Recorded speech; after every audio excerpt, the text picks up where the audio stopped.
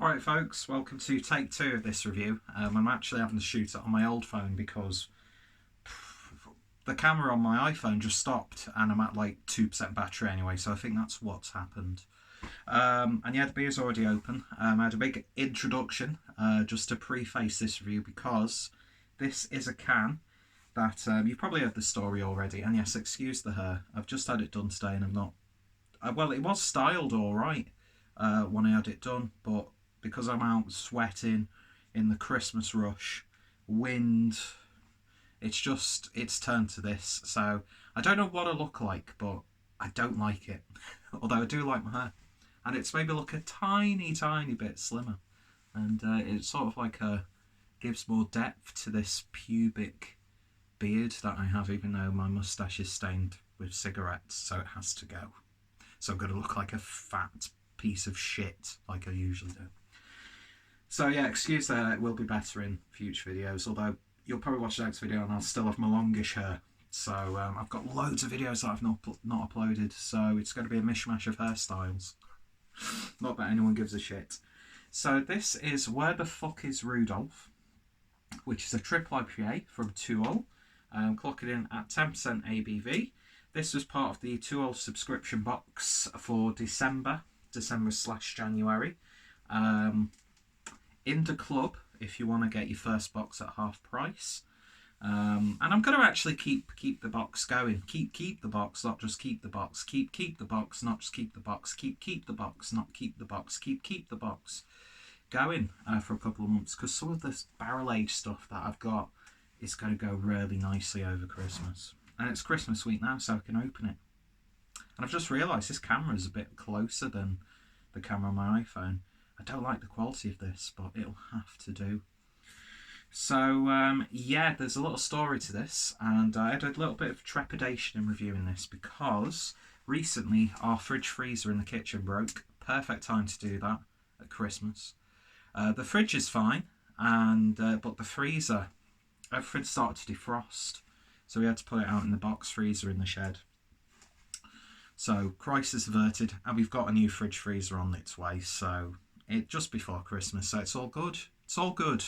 Yeah, I'm still breathing. My family members are still here. Can't complain. So, I won't completely blame the individual who suggested putting the beers that I have in the fridge to keep them cool, because it was just emitting pretty much the same temperature as the fridge. So I thought, yeah, alright then, if it's fucked, it's fucked. But I still had a thing in the back of my mind go, what if it just like gets a bit colder? And to cut a long story short, it seems the fridge freezer seems to be fine now.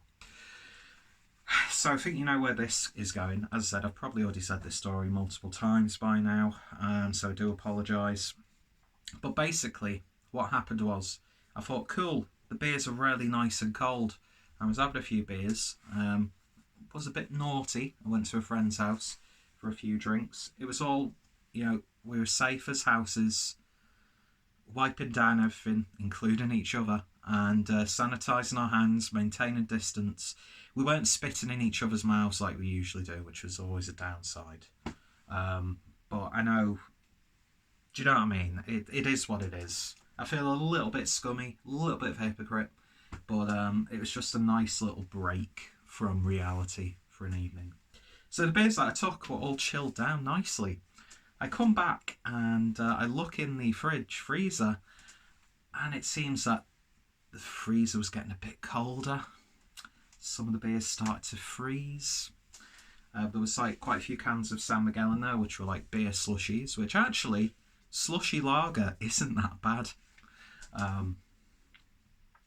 But suffice to say, this was one of the cans in there, including my 2 mini kegs that I'd bought for Christmas. So hopefully, they're the ones that I'm really worried about. But there was stuff from the 2.0 box, there was stuff from the blackjack order that I'd done recently, and there was stuff that Lucy had sent to me, so I was fucking gutted, do you know what I mean? But I kept telling myself, you're still breathing, you've still got your family members, you've still got a roof over your head, you've still got clothes on your back, food and beer in your belly, and you've still got a regular income. So if you lose a little bit of beer, that's not too bad considering the year that some people are having. So But yeah, I've had a couple of beers since then, and they seemed to, you could tell there was like something a little bit about them, as you would expect, like separation and. But I've just been like turning the cans and stuff before I've started drinking them, which I've already done with this. So hopefully it shouldn't be affected too badly. So this is the beer in the glass, and it's looking like peach yogurt.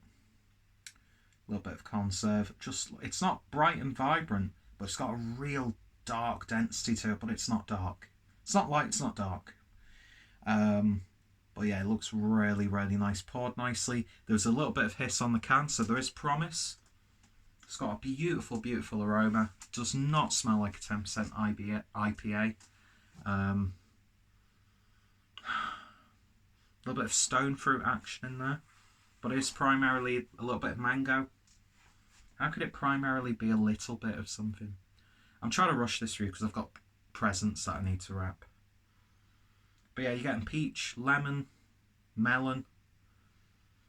A little bit of like a tangy, almost papaya-like flavour.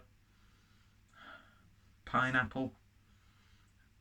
Cheap, tinned fruit salad. A little bit of leafiness there, herbal characters. Nice level of sweetness and also like a sherbetiness to it. It's just smelling absolutely wonderful. And I love triple IPAs like this. So hopefully, and I'm going to take what's happened to this beer into consideration. Almost to the point where, is it fair to rate it?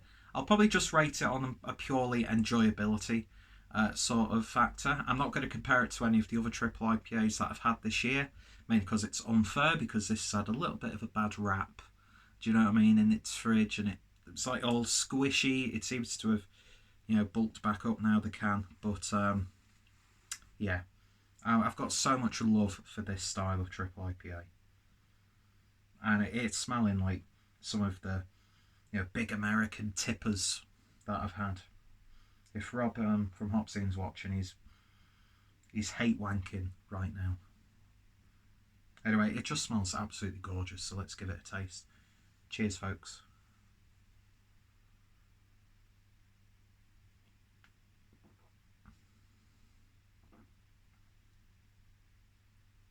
Oh my God. That is creamy as you like. And that's coming from King Cream Pop over here. God, this hair doesn't make me look like I'm a white supremacist, does it? Please tell me it doesn't. I sort of look like a shitty version of Guile from Street Fighter, or like a child from a nuclear family whose dad's like got his short sleeve, sort of like what's his face from Falling Down. I could do a Skelmersdale remake of Falling Down, couldn't I?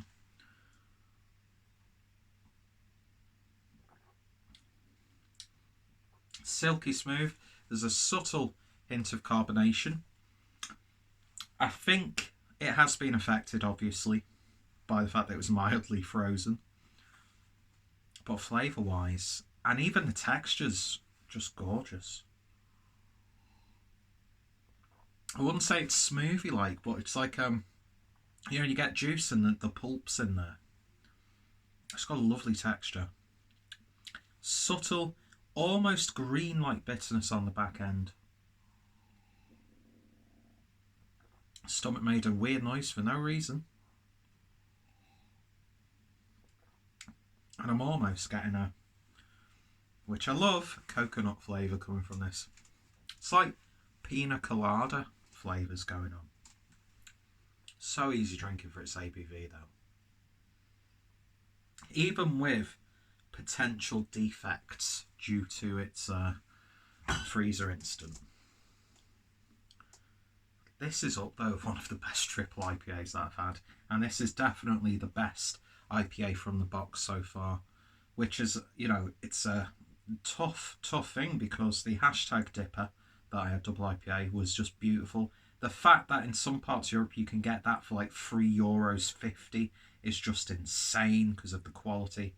And then the can't remember what it's called, but like most 2-0 beers, it's got the text-based labels In fact, I've got the label stuck on a piece of paper because I'm a sad bastard, and I've realised I can pause on this phone. So I can't be asked getting the label, but I do have the 2-old book that came with the box. And this is the artwork for the IPA that I'm just talking about. Lost All Reason. In fact, I can actually read about this beer. So we'll talk about Lost All Reason first. Citra Cryo, Simcoe Cryo, Ella, Idaho 7, Eldorado. So we said we wouldn't do another, but this year's been a mess and you all deserve a Christmas present. Here it is. This version is a showcase of our favourite lots of hops that we've worked with this year. It truly is an epic, truly is as epic as it sounds. And always with Lost All Reason, the malt base is the same as the past. Pilsner, wheat, oats, carapils. The hop profile on this is going to all sorts of extremes. Can't believe how gassy I am already. Expect what we can only describe as a fruit bowl in the face. We can't wait to your tasting notes. So that's that one. And yeah, that's a big beer to live up to. It really, really is. So where the fuck is Rudolph? Let's see what we've got in this. Very good question. The answer is by the fire asleep due to a can or three of this screaming triple IPA. I'd love to be in that position. If ever there was a Christmas nightcap, it's middle of the afternoon, it's this. This is built from Pilsner, Marisotto, wheat, torrefied wheat, malted oats and rolled oats, hopped with Amarillo, Idaho 7, Columbus and Citra Cryo. Expect a huge smooth mouthfeel, yeah, which it certainly does, running away into hops for days to come. We hope you all find Rudolph in one way, shape or form. I personally would like to see Rudolph served medium rare on a platter. But yeah, this is it. It's like it's yogurt beer. It really, really is. I said I wasn't going to compare this to other beers that I've had of this style this year, but this is just fucking mega. It really, really is. It's what I want with a triple IPA. You could have this. I mean, I've only had one other half triple IPA before, but you could have this with Triple Miler Daydream. Is that what it was? And it stands up to the hypiest of the hype. Said it multiple times. Europe is really churning out some high quality American themed and inspired beers. I mean, of course, we don't want to disrespect the likes of Monkish, Other Half, Trillium, Treehouse, although a lot of them beers are now becoming a little bit more easy to get hold of, so it's sort of like, but that's at the end of the day, if you've got good beer available from elsewhere, then go for it, do you know what I mean? But I always like the hunt and the fact that, we can't really get that, and then you come across it and it's special. But now even some like shops are selling, like Londises are selling like Equilibrium.